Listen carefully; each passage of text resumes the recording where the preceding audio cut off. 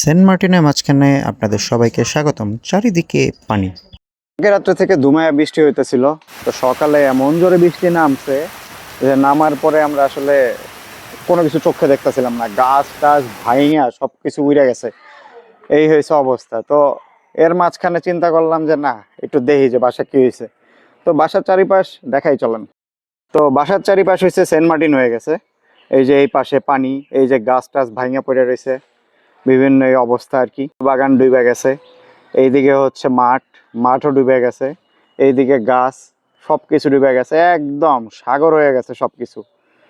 বৃষ্টির ঠেলায় আমাদের যে কটা গাছ আছে, গাছের সব আম আসলে অলমোস্ট সবই পড়ে গেছে। তো এই আম এখন বাসায় আসার পর থেকে তো আম খাওয়ার উপরেই আছি, আম্মু দিতেছে, কাটতেছে, খাইতেছি। তো আজকে আবার ঝড়ে আম পড়ছে, আমের পরিমাণটা একটু দেখাই চলেন। আমের একগুলো হয়েছে এই সেন্ট মার্টিনের পানির মধ্যে খুঁজে পাইছি। এই আমগুলো আসলে খুঁজে পাইছি এই অথই সমুদ্রের মাঝখানে।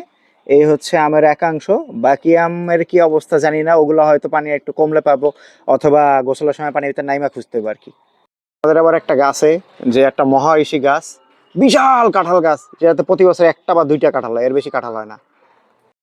যাই হোক, এই হয়েছে আমের অবস্থা। আঙ্গারিয়াতে বন্ধু বান্ধব যারা আছেন, আমের দাওয়াত রইল, বাসায় চলে আসেন, আম খাওয়া মনে কোনো সমস্যা নেই। হচ্ছে আমার বাগানে যাইতেছি আমি। এই যে বাগান, এই যে বাগান, এই যে পানি, ইয়ে দেখছেন নি? ও মা গো, এই অবস্থা বাগানের ভিতরে। পাট শাক গেছে, ওইদিকে হচ্ছে ডাটা শাক, ওইটাও গেছে। এই যে আম গাছের টুকটাক আম আছে দেখা যায়, কিছু আম সার্ভাইভ করছে দেখা যায়। হ্যাঁ, এটা কি আম জানি না কি আম, বাট মেলা সুন্দর। হ্যাঁ, অনেক আম পড়ছে। বন্ধু বান্ধব যদি কেউ খাইতে চান, বাসায় চলে আসেন, আম খাওয়াবো নে। তো এত আম দেখে আমার বোনের শখ জাগছে যে আম টোকাবে, তো এই তো আম টোকাচ্ছে আর কি। কারেন্ট যে কবে আসে এটা বলা যায় না। সো এই হচ্ছে অবস্থা।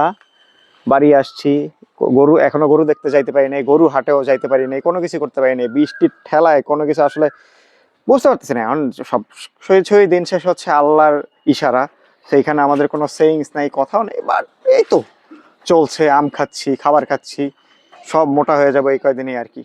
তা সেন্ট মার্টিনের মাঝখান থেকে আপনাদের সবাইকে ঈদ মোবারক। দেখা যাক কি হয়। সবাইকে আমার দাওয়াত। আল্লাহ হাফিজ।